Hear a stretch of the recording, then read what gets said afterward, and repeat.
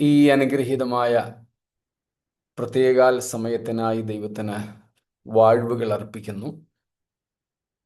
ഇതുവരെ നമുക്ക് അധ്യക്ഷത വഹിച്ച പ്രിയ ബാബു അങ്കിളിനും നമ്മോട് അല്പമായ പ്രബോധന വാക്കുകൾ ഓർമ്മപ്പെടുത്തിയ പ്രിയ എബ്രഹാം ജോസഫ് പാസ്റ്റർ അങ്കിൾക്കും പാട്ടുപാടിയ ഡോക്ടർ സാജുവിനും കൂടപ്പെട്ട ബാക്കി എല്ലാ ദൈവമക്കൾക്കും കർത്താവിൻ്റെ ദാസന്മാർക്കും ക്രിസ്തുവേശുവിൽ വന്ദനങ്ങൾ. യാത്രാമധ്യത്തിലാണ് നമ്മുടെ ഇന്നത്തെ ക്ലാസ് നടക്കുന്നത് എന്നതുകൊണ്ട് പരിമിതികൾ പലതുമുണ്ട്. സമയത്തിൻ്റെതുൾപ്പെടെ ദയവായി ക്ഷമിച്ചാലും സഹകരിച്ചാലും.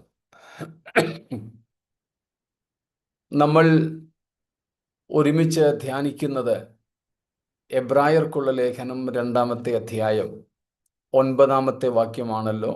ഒന്നും കൂടെ നമുക്ക് ആ വാക്യം വായിച്ചുകൊണ്ട് നമ്മുടെ പഠനം തുടരാം.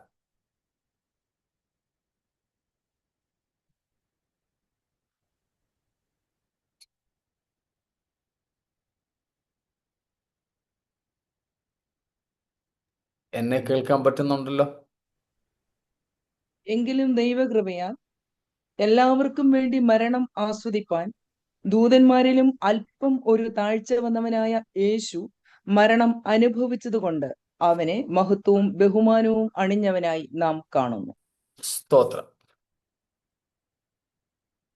നാം പഠിച്ചതുപോലെ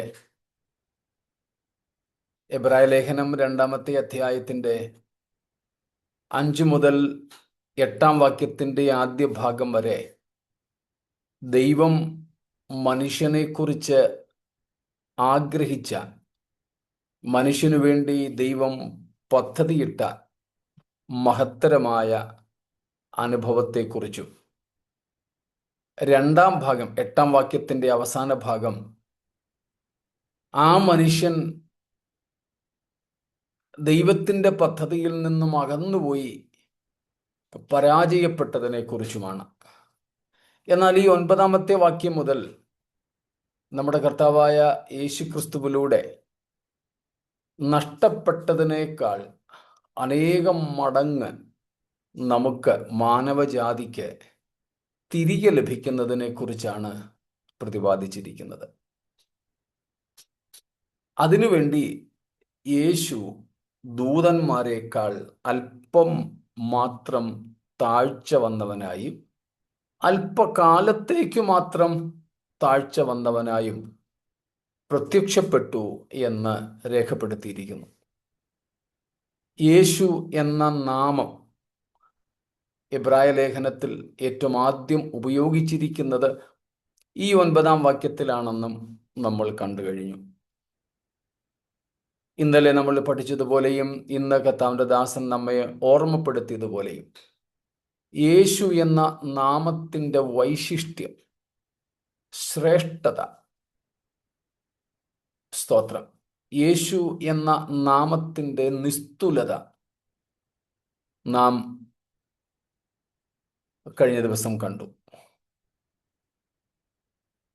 ആ യേശു എന്ന നാമം ദൈവത്തിന്മേൽ അല്ലെങ്കിൽ സ്വർഗത്തിന്മേൽ ചെലുത്തുന്ന സ്വാധീനം, ഭൂമിമേൽ അഥവാ മാനവ കുലത്തിന്മേൽ ചെലുത്തുന്ന സ്വാധീനം, 3 പൈശാചിക സാത്താന്യ സാമ്രാജ്യത്തിന്മേൽ ആ നാമത്തിൻ്റെ പ്രസക്തി, വിജയം, ശക്തി എന്നിവയൊക്കെ നമ്മൾ ഇന്നലെ കണ്ടു. കഴിഞ്ഞ നാളുകളിലൊക്കെ നമ്മൾ പഠിച്ച ഒരു കാര്യത്തിൻ്റെ ഒരു ആവർത്തനമായിട്ട് ഇന്ന് ചില കാര്യങ്ങൾ നിങ്ങളുമായിട്ട് പങ്കുവയ്ക്കുവാൻ ഞാൻ ആഗ്രഹിക്കുന്നു. സ്തോത്രം.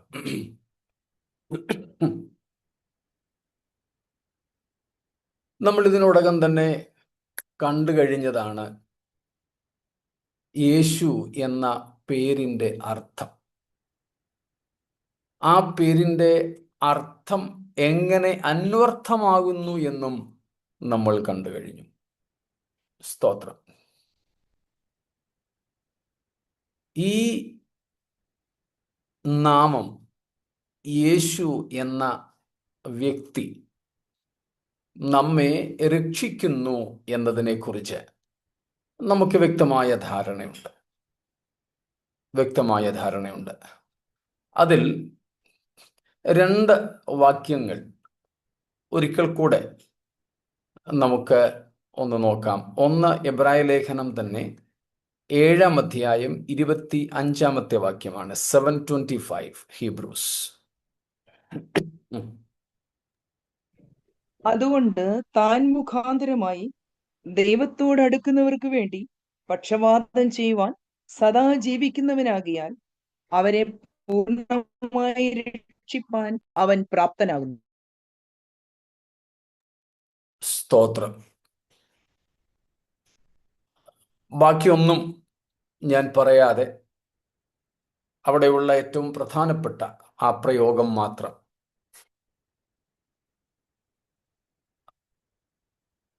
താൻ മുഖാന്തരം ദൈവത്തോട് അടുക്കുന്നവരെ പൂർണ്ണമായും രക്ഷിപ്പാൻ യേശു പ്രാപ്തനാകുന്നു. പൂർണ്ണമായും രക്ഷിക്കുക, full salvation. He can save any man who approaches God through him. He can save them fully, completely, perfectly. 1 തെസ്സലോനിക്കർ 5:23 കൂടെ. 1 Thessalonians 5:23.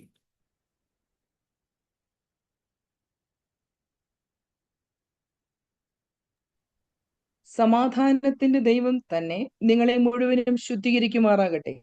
നിങ്ങളുടെ ആത്മാവും പ്രാണനും ദേഹവും അശേഷം നമ്മുടെ കർത്താവായ യേശു ക്രിസ്തുവിന്റെ പ്രത്യക്ഷത അനിന്യ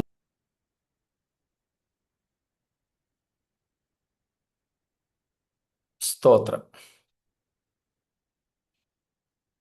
അത് മൂട്ടായി. ഇവിടെ പൗലോസ്ലീഹ പറയുന്നു, സമാധാനത്തിന്റെ ദൈവം തന്നെ നമ്മളെ മുഴുവനും ശുദ്ധീകരിക്കുമാറാകട്ടെ. പൂർണ്ണമായി രക്ഷിക്കുക എന്ന എബ്രായർ 7:25 കണ്ടു. മുഴുവനുമായി ശുദ്ധീകരിക്കുക എന്ന് 1 തെസ്സലോനിക്കർ 5:23 നമ്മൾ കണ്ടു. അതിൻ്റെ അർത്ഥം എന്താണെന്ന് നമുക്കിവിടെ കാണാം. നിങ്ങളുടെ ആത്മാവും പ്രാണനും ദേഹവും മനുഷ്യനിലെ സമ്പൂർണമായ സത്ത, മനുഷ്യനിലെ പൂർണ്ണമായ ഘടകങ്ങൾ, അവയുടെ സമ്പൂർണമായ രക്ഷയാണ്. അതെപ്പോൾ സംഭവിക്കും, അല്ലെങ്കിൽ എപ്പോൾ സംഭവിക്കേണ്ടതുമാണ്?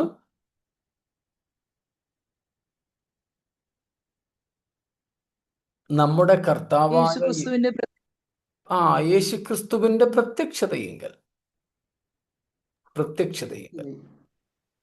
സ്തോത്രം.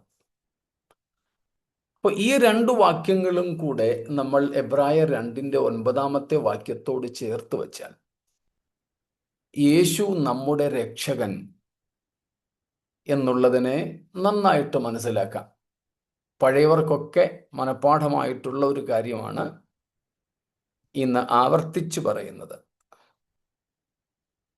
യേശു നമ്മെ രക്ഷിക്കുന്നു എന്ന് പറയുമ്പോൾ ക്രൈസ്തവ രക്ഷാശാസ്ത്രത്തിൽ ഉൾപ്പെട്ടിട്ടുള്ള 4 പ്രധാന ഘടകങ്ങൾ പഴയവർക്കൊക്കെ ഓർമ്മയുണ്ട് എന്നെനിക്കറിയാം.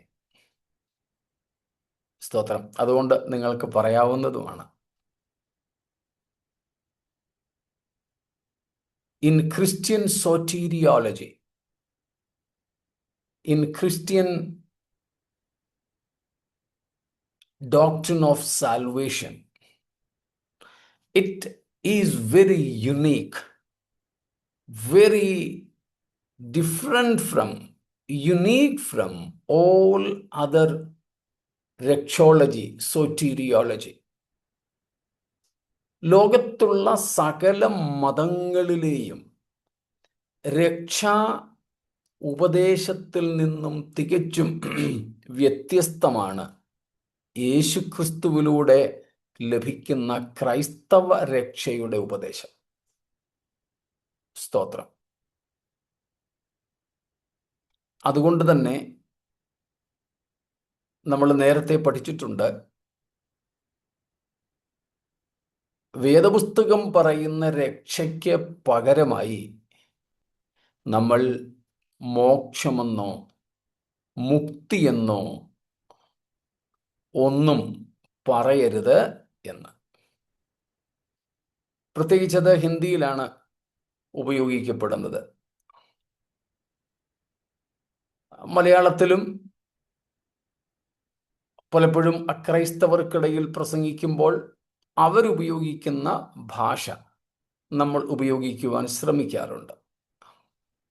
യേശു രക്ഷിക്കുന്നു, യേശുവിലൂടെ രക്ഷ നൽകപ്പെടുന്നു എന്നതിന് പകരം മുക്തിയെന്നോ മോക്ഷമെന്നോ ഒക്കെ നമ്മൾ പറയാറുണ്ട്. ഞാനും ഒരു കാലത്ത് ആ പദങ്ങളുടെ കൂടുതലായ പ്രയോഗം നടത്തുമായിരുന്നയാളാണ്. എന്നാൽ ഇപ്പോൾ അത് ഞാൻ ചെയ്യാറില്ല. എന്നാലും പണ്ട് ചെയ്തു വന്നതുകൊണ്ട് ചിലപ്പോൾ അറിയാതെ നാവിൽ വല്ലപ്പോഴും വന്നു പോകാറുണ്ടെന്ന് മാത്രം. നിങ്ങൾക്കറിയാം അതിന് കാരണം എന്താണെന്ന്. പ്രത്യേകിച്ച് രക്ഷ എന്നാൽ എന്ത്, രക്ഷ എന്തിൽ നിന്ന്, രക്ഷ എന്തിലേക്ക്, രക്ഷ എവിടെ അല്ലെങ്കിൽ ആരിൽ നിന്ന്, ഈ 3-4 കാര്യങ്ങൾ നന്നായി നമ്മൾ മനസ്സിലാക്കണം. സ്തോത്രം. രക്ഷ എന്നാൽ എന്ത്, രക്ഷ എന്തിൽ നിന്നുമാണ് വേണ്ടത്, എങ്ങനെയാണത് പ്രാപിക്കുവാൻ സാധിക്കുന്നത്, ആരാണതിൻ്റെ ദാതാവ് എന്നിങ്ങനെയുള്ള കാര്യങ്ങൾ വ്യക്തതയോടെ മനസ്സിലാക്കണം.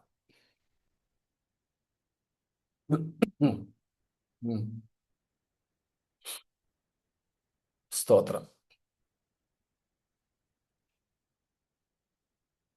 രക്ഷ,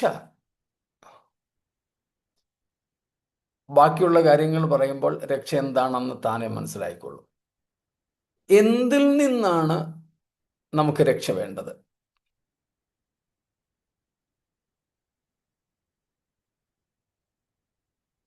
What from we need to have salvation, or what from we need to be saved?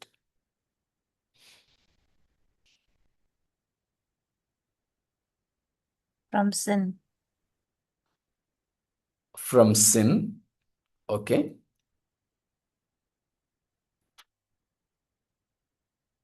മറ്റെന്തെങ്കിലും? പാപത്തിന്റെ ശിക്ഷയിൽ നിന്ന്. ശിക്ഷാവിധിയിൽ നിന്ന്. ശിക്ഷ അല്ലെ ശിക്ഷാവിധിയിൽ നിന്ന്. മരണഭയത്തിൽ നിന്ന്. മരണത്തിൽ നിന്ന്. ദൈവകോപത്തിൽ നിന്ന്.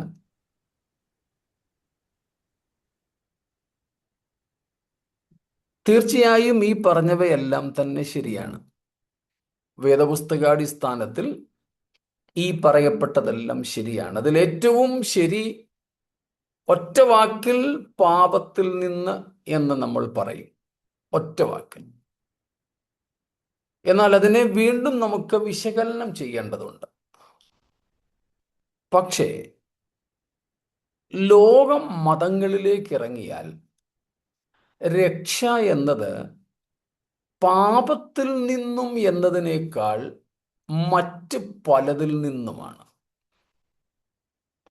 പാപത്തിൽ നിന്നുള്ള രക്ഷ അല്ലെങ്കിൽ വിമോചനത്തെക്കുറിച്ച് പ്രാധാന്യം കൊടുത്ത് പഠിപ്പിക്കുന്ന മതങ്ങൾ ലോകത്തിൽ തുലോം ചുരുക്കമാണ്, ഇല്ല എന്ന് പറയാം.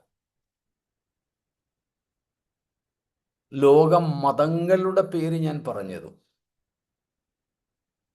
ആ ലോക മതങ്ങളുടെ കൂട്ടത്തിൽ പാപത്തിൽ നിന്നുള്ള രക്ഷയ്ക്ക് പ്രാധാന്യം കൊടുക്കുന്നത് യഹൂദമതവും ക്രിസ്ത്യാനിത്വവുമാണ്. എന്ന് വെച്ചാൽ ബിബ്ലിക്കൽ റിലീജിയൻ എന്ന ലോകഭാഷയിൽ അതിനെ വിളിക്കാം. ബൈബിൾ റിലീജിയൻ, വേദപുസ്തക മതങ്ങളെന്നാണ് ഈ രണ്ട് മതങ്ങളെ ലോകം വിളിക്കുന്നത്, യഹൂദ മതവും ക്രൈസ്തവ മതവും. നമുക്കറിയാം ക്രൈസ്തവികത മതമല്ല, അതുകൊണ്ടാണ് ലോകഭാഷയിൽ എന്ന് ഞാൻ പറഞ്ഞത്. മറ്റെല്ലാ മതങ്ങളും പാപം എന്ന ഭാഗം അല്ലെങ്കിൽ പദം ഉപയോഗിക്കാറുണ്ടെങ്കിലും രക്ഷ നേരിട്ട് പാപത്തിൽ നിന്നുള്ള വിടുതലോ വിമോചനമോ ആയിട്ട് അറിയപ്പെടുന്നില്ല. ഉദാഹരണത്തിന് ഹൈന്ദവ മതത്തിലേക്ക് വന്നാൽ മോക്ഷം, എന്തിൽ നിന്നാണ് മോക്ഷം? രക്ഷയ്ക്ക് അവരുപയോഗിക്കുന്ന പദമാണ് മോക്ഷം. നമ്മൾ പക്ഷേ ആ പദം ഉപയോഗിക്കരുതെന്നാണ് ഇപ്പോൾ പറഞ്ഞത്. എന്നാൽ അവരുടെ ഭാഷയിൽ തന്നെ നമ്മൾ പറയുന്നു, ഹൈന്ദവ നീതിശാസ്ത്രപ്രകാരം രക്ഷ അഥവാ മോക്ഷം എന്ന് പറഞ്ഞാൽ എന്തിൽ നിന്നാണ് മോക്ഷം?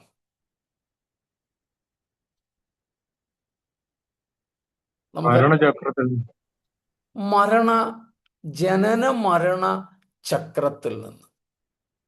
അതെ, ജനന മരണ ചക്രത്തിൽ നിന്ന് ഒരാൾ ജനിക്കുന്നു. ജനിച്ചാൽ ആ ഒരു സൈക്കിളിൽ, ആ ഒരു ചക്രത്തിനകത്ത് കുടുങ്ങിപ്പോവുകയാണ്. അപ്പോൾ ഹൈന്ദവ മതം ഏറ്റവും ആധികാരികമായിട്ട് രക്ഷ അഥവാ മോക്ഷം എന്ന വിഷയത്തെക്കുറിച്ച് പഠിപ്പിക്കുന്നത് ഇതാണ്. മനുഷ്യൻ ജനനത്താൽ അകപ്പെട്ടു പോയിരിക്കുന്ന, മനുഷ്യൻ മാത്രമല്ല സകല സൃഷ്ടികളും, അതിൽ ഏറ്റവും മുകളിലത്തെ തട്ടിലാണ് മനുഷ്യനെന്ന് മാത്രം. മനുഷ്യന് ശേഷം വേറെ ഒരു ജനനയില്ല. മനുഷ്യനായി ജനിച്ചതിന് ശേഷവും മോക്ഷം പ്രാപിക്കുന്നില്ലെങ്കിൽ വീണ്ടും പഴയതിനേക്കാൾ പഴയ കുഴിയിലേക്ക് വീണു പോകുന്നു. കുട്ടികൾ കളിക്കുന്ന Sam CD Khel, snake and ladder, പാമ്പും ഏണിയും കൊണ്ടുള്ള ഒരു കളിയുണ്ട്. ഇങ്ങനെ നമുക്കൊക്കെ അറിയാമായിരിക്കുമല്ലോ. ഇങ്ങനെ കളം എണ്ണി 100ാമത്തെ കളം വരെ എത്തണം. മുകളിലോട്ട് കയറി പോകണം. 99-ലെത്തുമ്പം വലിയൊരു പാമ്പുണ്ട്. അതിൻ്റെ വാല് താഴെ 1-ലോ 2-ലോ കണ്ട.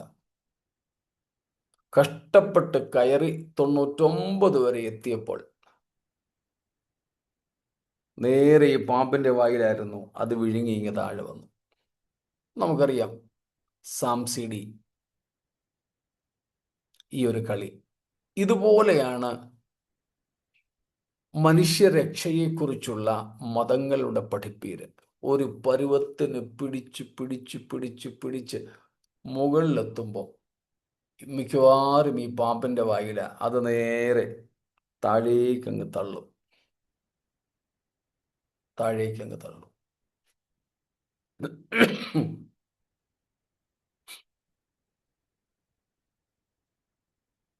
അപ്പം ഹൈന്ദവ മോക്ഷശാസ്ത്രം അഥവാ രക്ഷാശാസ്ത്രം അനുസരിച്ച് രക്ഷയല്ലെങ്കിൽ മോക്ഷം അല്ലെങ്കിൽ മുക്തി ഒരു മനുഷ്യന് വേണ്ടത് ഈ ജനനം മരണം ഇങ്ങനെ കിടന്ന് കറങ്ങുന്ന ഈ വക്രത്തിൽ നിന്നുമാണ്, ചക്രത്തിൽ നിന്നുമാണ്. അത് ചിലപ്പോൾ അവർ പറയുന്നത് ലക്ഷോപലക്ഷം ജനനവും മരണവും ഒരു വ്യക്തിക്ക് അനുഭവിക്കേണ്ടി വന്നേക്കാം. ഇനി അത് മാത്രമോ, ഈ ലക്ഷോപലക്ഷം ജനനമരണ പ്രക്രിയകളിലൂടെ കടന്ന് ഒടുവിൽ മോക്ഷം ലഭിക്കുന്നു എന്ന് വരുന്നു. പക്ഷേ മോക്ഷം ലഭിച്ചാൽ ആ മോക്ഷം അനുഭവിക്കാൻ ഈ മോക്ഷം പ്രാപിച്ചയാളുണ്ടോ? അതുമില്ല. ആ പുള്ളി ഡിസോൾവ് ആകുന്നു, ആ വ്യക്തി പരബ്രഹ്മത്തിൽ ലയിക്കുന്നു. ഈ ലക്ഷോപലക്ഷം ജനനമരണ പ്രക്രിയകളിലൂടെ കയറിയിറങ്ങി മോക്ഷം പ്രാപിക്കുന്ന ഈ വ്യക്തി, എന്നാൽ ഈ പ്രാപിച്ച മോക്ഷം ഒന്ന് ആസ്വദിക്കാമെന്ന് വെച്ചാൽ ഈ ആള് തന്നെ ഇല്ലാതെയാകുക, അസ്തിത്വം തന്നെ ഇല്ലാതെയാകുക.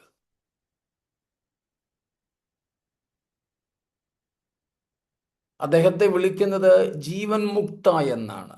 ജീവിച്ചിരിക്കെ മുക്തി നേടിയാൽ ജീവൻ മുക്ത. ആ ജീവൻ മുക്ത മരിക്കുന്നതോടുകൂടെ ആ ആളിൻ്റെ അസ്തിത്വമില്ലാതെയാകുന്നു. Suppose if a person anyhow gets out of this cycle after millions of births and deaths. Suppose that person receives that salvation, but he will no more be existing. He becomes non-existent, merging into the Parabrahma. The Jivatma gets into the Paramatma and he is dissolved into the Paramatma. No more. കണ്ടോ എന്തുമാത്രം വ്യത്യസ്തമാണെന്ന് നോക്കിക്കേ രക്ഷാശാസ്ത്രം. അതുപോലെ ഓരോ മതങ്ങളുടെയും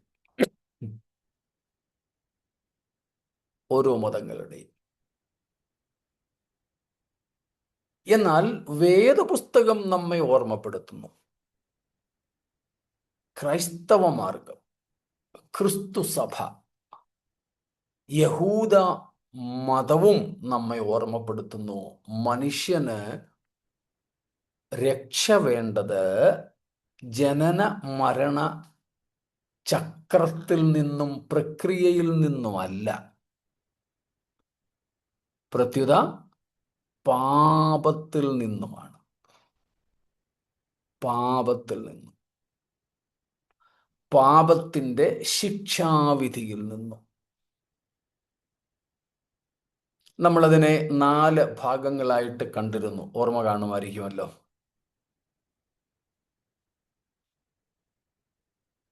പാപത്തിൻ്റെ ഒന്നാമത്തെ ഭാഗമാണ് പാപത്തിൻ്റെ ശിക്ഷാവിധിയിൽ നിന്നും ഉള്ള വിമോചനം. Deliverance from the punishment or condemnation of sin. Christian salvation. രണ്ടാമത്തേത് deliverance from the guilt of sin. പാപത്തിൻ്റെ കുറ്റത്തിൽ നിന്ന് അല്ലെങ്കിൽ അപരാധത്തിൽ നിന്ന്, കുറ്റബോധത്തിൽ നിന്നും ഉള്ള വിടുതൽ. കുറ്റബോധത്തിൽ നിന്ന്. മൂന്നാമത് പാപത്തിൽ നിന്ന് എന്ന് വെച്ചാൽ പാപത്തിൻ്റെ സ്വാധീന ശക്തിയിൽ നിന്നുള്ള വിടുതൽ. Deliverance from the influential power of sin. ഏറ്റവും ഒടുവിലത്തേത് ഓർമ്മ കാണുമല്ലോ. Presence of sin. Yes, from the presence of sin. പാപത്തിൻ്റെ സാന്നിധ്യത്തിൽ നിന്ന് തന്നെയുള്ള വിടുതൽ. ഇങ്ങനെ രക്ഷയെ ഉം,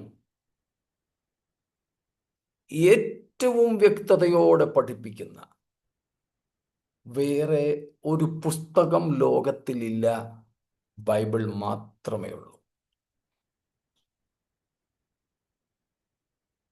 ബൈബിൾ മാത്രമേ ഉള്ളൂ.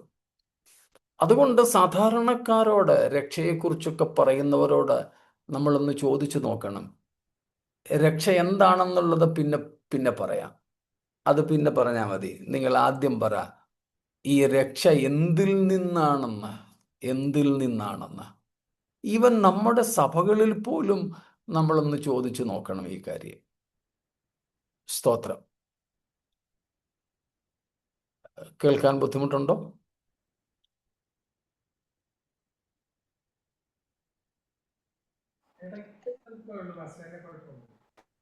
കേൾക്കാം. കേൾക്കാം. ഓക്കെ. മൊബൈൽ ഡേറ്റയാണ് ഉപയോഗിക്കുന്നത്, അതുകൊണ്ട് അൺസ്റ്റേബിൾ എന്ന് എഴുതി കാണിക്കുന്നു. അതുകൊണ്ടാണ് ചോദിച്ചത്. അധിക സമയം ഇനി എടുക്കുന്നില്ല.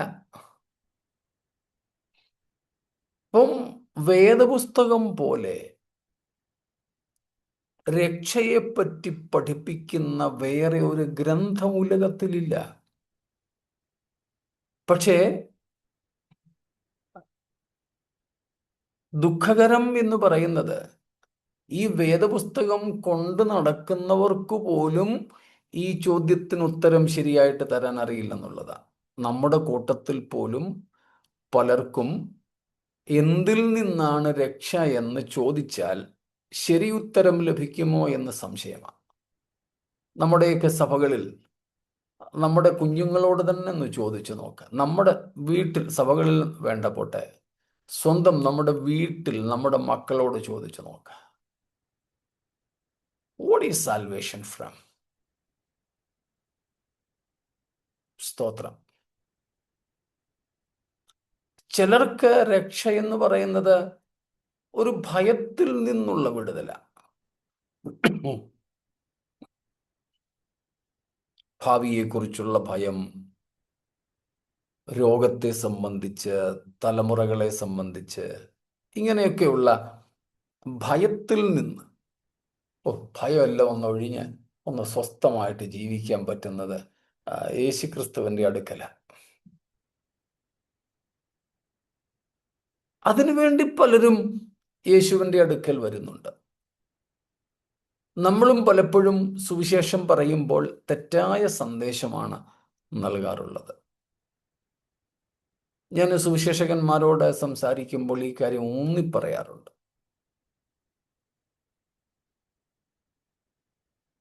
കേൾക്കാൻ രസമുള്ളതും ചിലപ്പോൾ ഗ്രഹിക്കാൻ എളുപ്പമുള്ളതുമൊക്കെയാണ് ഇങ്ങനെയുള്ള ചില കാര്യങ്ങൾ. ദൈവം സമാധാനം തരും, ഭയത്തിൽ നിന്ന് വിടുവിക്കും, സ്വസ്ഥത തരും, ഉറക്കഗുളിയൊന്നും കഴിക്കേണ്ടി വരത്തില്ല, ഇങ്ങനെയൊക്കെയുള്ള സന്ദേശങ്ങളാണ് നമ്മൾ പലപ്പോഴും സുവിശേഷ സന്ദേശം എന്ന വ്യാജേന മറ്റുള്ളവർക്ക് പകരുന്നത്. അറിഞ്ഞുകൊണ്ട് നമ്മൾ തെറ്റായ കച്ചവടം നടത്തുകയല്ല, പക്ഷേ നമുക്ക് കിട്ടിയിരിക്കുന്ന ഓറിയന്റേഷൻ അതാ, നമ്മൾ പഠിച്ചു വച്ചിരിക്കുന്നത് അതാ.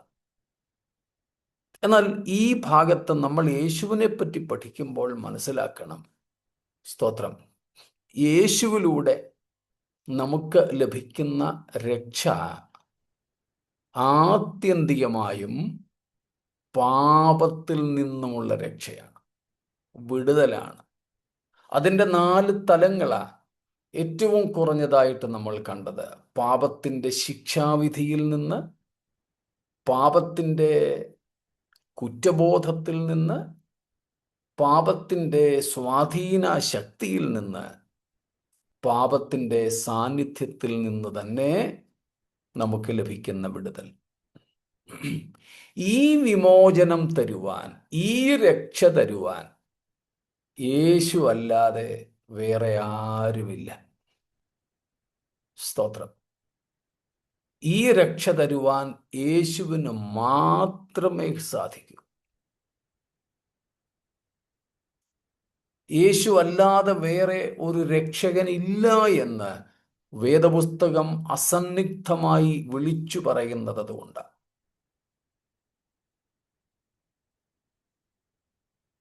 യേശു മാത്രമേ ഉള്ളൂ.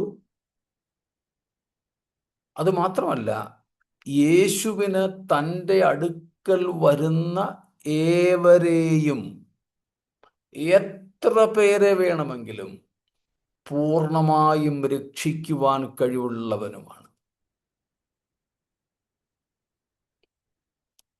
വരുന്ന 1-2 പേരെ എങ്ങാനും നോക്കാം എന്നല്ല. സ്തോത്രം.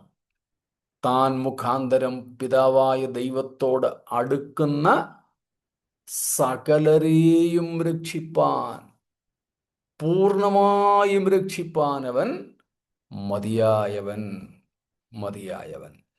സ്തോത്രം.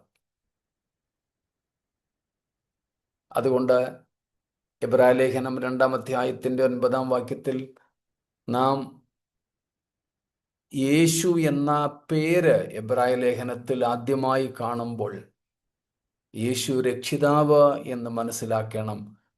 ആ രക്ഷ എന്തിൽ നിന്ന് ഉള്ള രക്ഷ? നമ്മുടെ ഇടയിലും പല സുവിശേഷ പ്രസംഗകർ പോലും പറയുന്നത് പോലെ പട്ടിണിയിൽ നിന്നും, പരിവട്ടത്തിൽ നിന്നും, രോഗത്തിൽ നിന്നും, കഷ്ടത്തിൽ നിന്നും ഒക്കെയുള്ള വിടുതലുകൾ എന്നല്ല. കർത്താവ് അതൊക്കെ നമുക്ക് തരും. അതൊന്നും നമ്മുടെ കർത്താവിനെ സംബന്ധിച്ച് ഭാരമുള്ളവയല്ല. എന്നാൽ അവയ്ക്ക് വേണ്ടി ഒന്നും ആരും യേശുവിൻ്റെ അടുക്കലേക്ക് വരേണ്ടതില്ല. സ്തോത്രം.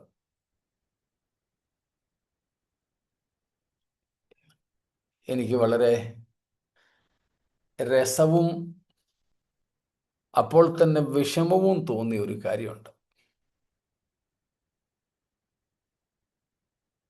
ചില ആഴ്ചകൾക്ക് മുമ്പ് ഞാനൊരു ഗ്രാമത്തിൽ പോയത് നിങ്ങൾക്കറിയാം. ഞാൻ അവിടെ കർത്താവായ യേശുവിനെ പറ്റി പ്രസംഗിക്കുകയായിരുന്നു. ഒരു സെഷൻ എൻ്റെ കൂടെ ഞങ്ങളുടെ ബൈബിൾ സ്കൂളിൽ പഠിച്ച ഒരു സഹോദരനും ഉണ്ടായിരുന്നു. ഞാൻ അവിടെ പ്രസംഗിക്കുമ്പോൾ, യേശുവിനെ പറ്റി പ്രസംഗിക്കുമ്പോൾ ഞാൻ പറഞ്ഞു, യേശുവിൻ്റെ ആവശ്യകത രോഗം മാറ്റാൻ വേണ്ടിയല്ല, ചൊറിച്ചിലകറ്റാൻ വേണ്ടിയല്ല. ഈ ഗ്രാമങ്ങളിലൊക്കെയുള്ള സാധാരണക്കാരായ മനുഷ്യർക്ക് പൊതുവേ ഉണ്ടാകുന്ന ഒരു പൊതുവായ രോഗമാണ് ചൊറിച്ചിൽ. പൊടിയിലും ചാണകത്തിലും ഒക്കെ ഒത്തിരി ഇടപഴകുകയും വേണ്ടതുപോലെ വൃത്തി, ആരോഗ്യകരമായ സാഹചര്യങ്ങൾ സൂക്ഷിക്കാതിരിക്കുകയൊക്കെ ചെയ്യുന്നത് കൊണ്ട് പൊതുവെ ഗ്രാമങ്ങളിൽ കണ്ടുവരുന്ന ഒരു രോഗമാണിത്. അത് പറഞ്ഞാൽ അവർക്ക് പെട്ടെന്ന് മനസ്സിലാകും. അതുകൊണ്ട് ഞാൻ അവരോട് പറഞ്ഞു, നിങ്ങളുടെ ചൊറിച്ചിലും ചൊറിയും ഒന്നും മാറാൻ യേശുവിൻ്റെ ആവശ്യമില്ല. അതിന് ഞങ്ങളുടെ ഇടയിൽ ധാരാളമായിട്ട് ഉപയോഗിക്കുന്ന ഒരു ചെറിയ തൊലിപ്പുറത്ത് പുരട്ടുന്ന ഒരു ഓയിൻമെന്റിനെ കുറിച്ച് ഞാൻ കേട്ടിട്ടുണ്ട്. വാസു എന്നതിൻ്റെ പേര്, വാസു. ഞാൻ അവരോട് പറഞ്ഞു, ഗ്രാമീണരുടെ അവരുടെ ശ്രദ്ധ കൂടെ ഒന്ന് പിടിച്ചു പറ്റാൻ വേണ്ടിയിട്ട് പറഞ്ഞു, നിങ്ങൾക്ക് യേശുവിൻ്റെ ആവശ്യം പാപമോചനത്തിനും രക്ഷയ്ക്കും വേണ്ടിയാണ്. അല്ലാതെ ഇതുപോലെയുള്ള ഏതെങ്കിലും ഒരു മരുന്നിന് വേണ്ടിയ, മരുന്നിൻ്റെ ക്രിയ ചെയ്യുന്ന ഒരു യേശുവിനെ അല്ല നിങ്ങൾക്ക് വേണ്ടത്. ഞാനതിങ്ങനെ അങ്ങ് പറഞ്ഞു വിട്ടു. ആ യോഗം കഴിഞ്ഞപ്പോൾ ചില സഹോദരിമാർ എൻ്റെ കൂട്ടത്തിൽ വന്ന ബൈബിൾ സ്കൂളിൽ പഠിക്കുന്ന സഹോദരനെ പിടിച്ചു നിർത്തിയിട്ട് പറഞ്ഞു, ആ പാസ്റ്റർ സാബ് അവിടെ പ്രസംഗിച്ചപ്പോൾ പറഞ്ഞ ആ മരുന്നിൻ്റെ പേര് ഒന്ന് എഴുതി മേടിക്കണേന്ന്. എനിക്ക് ചിരിയും വന്നു. ഇപ്പോഴും ഇന്നും ഞാൻ ഈ യാത്രാമധ്യത്തിൽ ഒത്തിരി പ്രാവശ്യം ആൾക്കാർ ഓർത്തു, വളരെ വിഷമം തോന്നി. ഞാൻ യേശുവിനെ കുറിച്ച് ഇത്രയേറെ പറഞ്ഞിട്ട് എനിക്ക് ആ യേശുവിനെ വേണമെന്നും പറഞ്ഞ ഒരാൾ പോലും വന്നില്ല, ഒറ്റ ഒരാൾ പോലും. അതേസമയം ഞാൻ അത്രയും നീണ്ട പ്രസംഗത്തിനകത്ത് പറഞ്ഞ ഒരു കൊച്ചു വാചകത്തിൽ നിന്ന് അവരൊരു മരുന്നിൻ്റെ പേര് തപ്പിയെടുത്തു. അത് വാങ്ങാൻ വേണ്ടിയിട്ട് എഴുതിത്തരാൻ പേനായും പേപ്പറുമായിട്ട് വന്നു. മനസ്സിലായോ? ജനത്തിന്, ക്രൈസ്തവ സഭയ്ക്കകത്തും യേശുവിനെ വേണ്ടത് ഇതുപോലെയുള്ള ചില താൽക്കാലികമായ കാര്യങ്ങൾക്ക് വേണ്ടിയാണ്. എന്നാൽ നാം നമ്മുടെ ജനത്തെ, ഇനി അവർക്ക് മനസ്സിലായില്ലെങ്കിൽ കൂടെ, ആവർത്തിക്കുന്നു, അവർക്ക് മനസ്സിലായില്ല എങ്കിൽ കൂടെ നമ്മൾ അവരെ പഠിപ്പിക്കേണ്ടത് യേശു രക്ഷിതാവാണ്, എന്തിൽ നിന്ന് നമ്മെ അവൻ രക്ഷിക്കുന്നു, എന്തിൽ നിന്നാണ് നമുക്ക് രക്ഷ വേണ്ടത് എന്നുള്ള വസ്തുതയാണ്. ഞാൻ പറയുന്നതിൻ്റെ സാരം മനസ്സിലാകുന്നുണ്ടെന്ന് ഞാൻ കരുതുന്നു. സ്തോത്രം. അതേ പ്രിയരെ, നമ്മുടെ കർത്താവായ യേശു ക്രിസ്തുവിൽ കൂടെ മാത്രം ഈ രക്ഷ, പാപത്തിൻ്റെ ചതുർമുഖമായ അവസ്ഥകളിൽ നിന്ന്, സ്തോത്രം, ഈ പറഞ്ഞ കാര്യങ്ങൾ മനസ്സിലാക്കാൻ പ്രയാസമില്ലായിരിക്കുമെന്ന് ഞാൻ കരുതുന്നു. എന്തെങ്കിലും ചോദ്യങ്ങളുണ്ടോ ഇതുവരെ ഉള്ളതിൽ?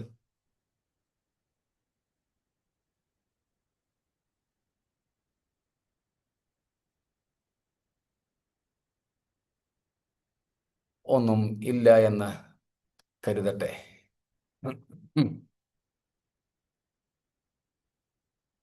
അങ്ങനെയെങ്കിൽ നമ്മെ പൂർണ്ണമായും വിടുവിപ്പാൻ കഴിയുന്ന, നമ്മുടെ ആത്മാവിനും നമ്മുടെ ദേഹിക്കും ദേഹത്തിനും പൂർണ്ണ രക്ഷ തരുവാൻ കഴിയുന്ന നമ്മുടെ കർത്താവായ യേശു ക്രിസ്തുവിൽ വിശ്വസിച്ച് ആശ്രയിച്ച് നമ്മുടെ ശിഷ്ടകാലം കഴിക്കുവാൻ നമ്മെ നമുക്ക് സമർപ്പിക്കാം. കർത്താവിൻ്റെ കരങ്ങളിലേക്ക് നമുക്ക് ഏൽപ്പിക്കാം. യേശു രക്ഷിതാവായി നമുക്കായിട്ട് ഭൂമിയിൽ വന്നു. നമ്മുടെ പാപങ്ങളെ തൻ്റെ ദേഹത്തെ ഏറ്റിക്കൊണ്ട് ക്രൂശിന്മേൽ കയറി പാപത്തിന് പരിഹാരം വരുത്തി. മഹിമയുടെ വലത്ത് ഭാഗത്ത് ഇന്നും നമുക്ക് വേണ്ടി മഹാപുരോഹിതനായിരിക്കുന്നു. അതുകൊണ്ട് താൻ മുഖാന്തരം പിതാവായ ദൈവത്തോടടുക്കുന്ന ഏവരെയും പൂർണ്ണമായും രക്ഷിപ്പാൻ അവൻ മതിയായവനാകുന്നു. അത് കർത്താവായ യേശുവിൻ്റെ പ്രത്യക്ഷതയെങ്കിലാണ് നമ്മുടെ ആത്മാവും പ്രാണനും ദേഹവും അശേഷം നിർദോഷമായി അനിന്യമായി വെളിപ്പെടുന്നത്. ആ പ്രത്യക്ഷതയ്ക്കായി നമുക്ക് അത്യാശയോടെ കാത്തിരിക്കാം. ഈ വചനങ്ങളാൽ ദൈവം നമ്മെ അനുഗ്രഹിക്കുമാറാകട്ടെ. സ്തോത്രം.